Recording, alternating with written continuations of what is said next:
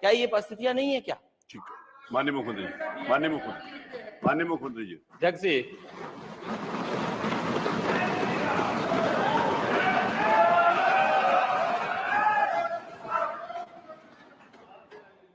जैसा प्रश्न होगा वैसे उत्तर भी आ रहा है।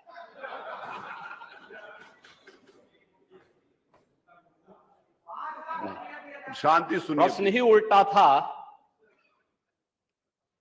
तो उस उल्टे प्रश्न को सही करने का प्रयास हुआ है, और अभी तो आपने आधा ही उत्तर सुना है। पूरा सुनेंगे तो संभवतः पिछला इतिहास याद आने लग जाएगा। महोदय, माननीय सदस्य ने बहुत महत्वपूर्ण मुद्दे की ओर ध्यान आकर्षित किया है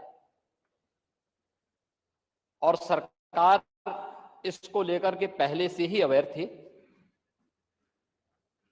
अंतर विभागीय समन्वय से संचारी रोग नियंत्रण के लिए आपने केवल डेंगू की बात की है। जब वेक्टर बॉर्न डिजीज की हम बात करते हैं तो केवल डेंगू उसमें नहीं आता है। वर्मा जी, आप तो चिकित्सा शिक्षा के मंत्री रहे हैं ना, तो केवल डेंगू नहीं आता उसमें, मलेरिया भी है, चिकुनगुनिया भी है, कालाजार भी है। इन सभी से संबंधित वेक्टर बॉर्न डिजीज हो या फिर वाटर बॉर्न जल जनित हो या फिर विषाणु जनित कोई भी बीमारी हो, इनके उपचार के लिए सरकार के स्तर पर एक समन्वित प्रयास किया गया है और उस समन्वित प्रयास को ही हम लोगों ने संचारी रोग नियंत्रण का एक विशेष अभियान, वर्ष में 3 बार चलता है कार्यक्रम, जिसमें पहले 15 दिन संचारी रोग के लिए अवेयरनेस के साथ साथ अंतर विभागीय समन्वय से स्वास्थ्य विभाग नोडल विभाग होने के नाते सभी अन्य विभागों के साथ समन्वय के माध्यम से इन कार्यक्रमों को नियंत्रित करता है।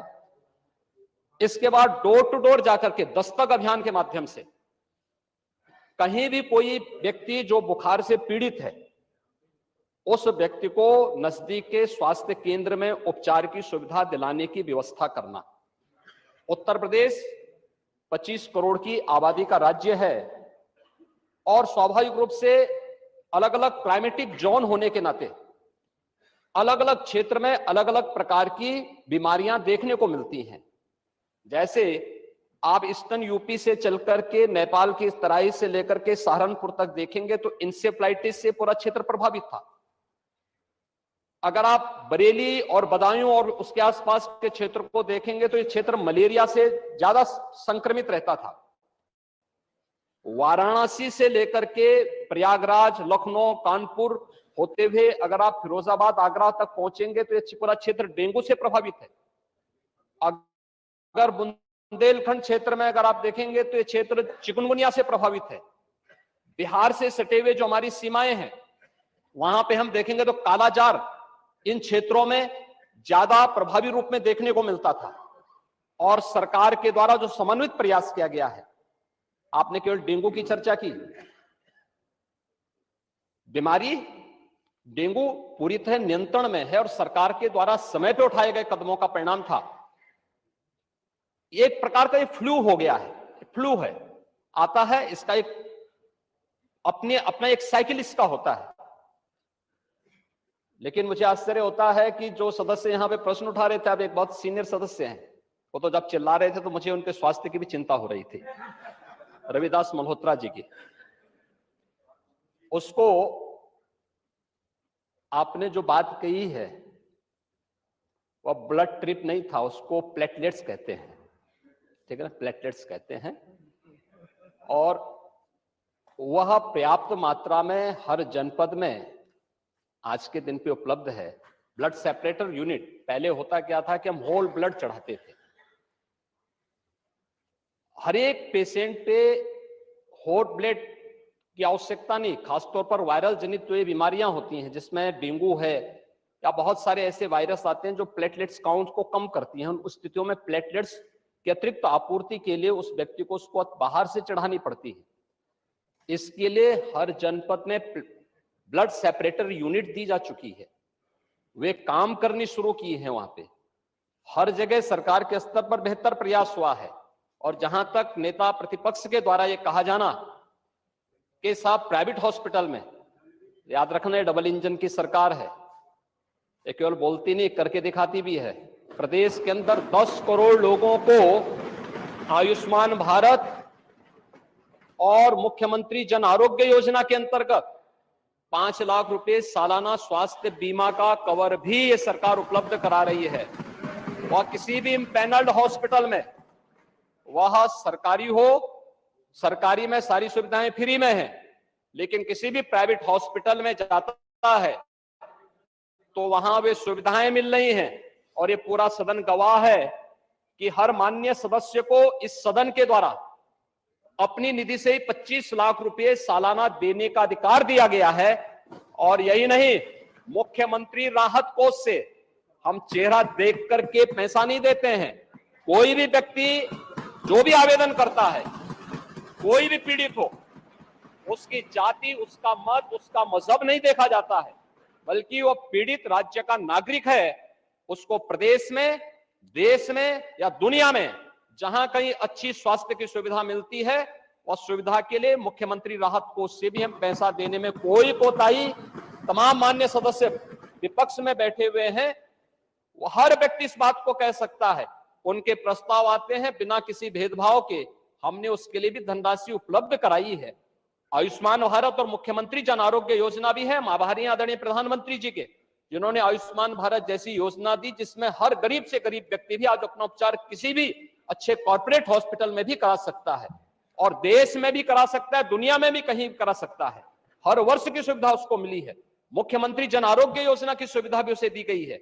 इसके अलावा माननीय विधायकों को भी 25 लाख रुपए तक खर्च करने का अधिकार दिया गया है, और इसके साथ ही मुख्यमंत्री राहत कोष भी उसके लिए उपलब्ध है।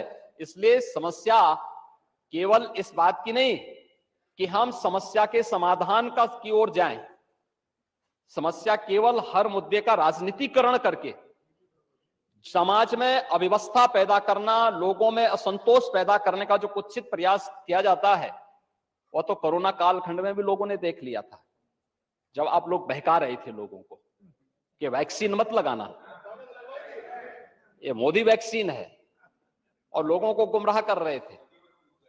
परिणाम क्या है?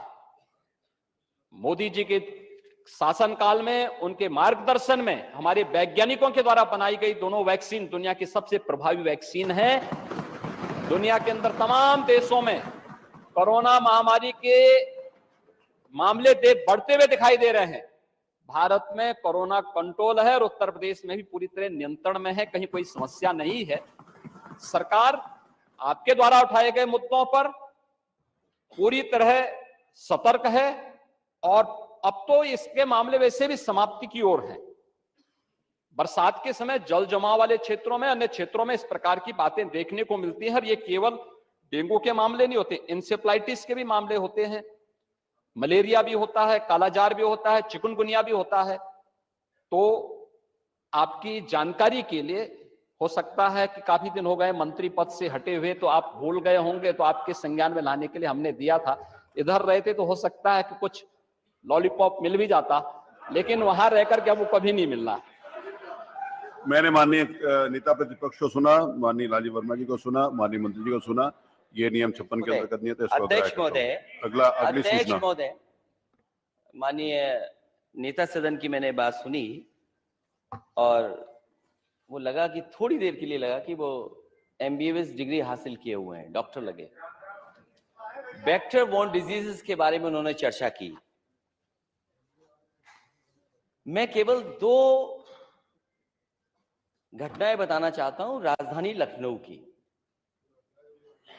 लखनऊ की, और इनकी सरकार की नाकामी, इनके हॉस्पिटल्स की व्यवस्था, डॉक्टर्स का इंतजाम। एक पूर्व सांसद, वो बता चुके, वो भी भारतीय जनता पार्टी के, बोल चुके हैं। भारतीय जनता पार्टी पूरी, तो आप भारतीय जनता पार्टी के, वो हमारे दल के नहीं, पूर्व सांसद भारतीय जनता पार्टी के, वो अपने बेटे को लेकर के आते हैं।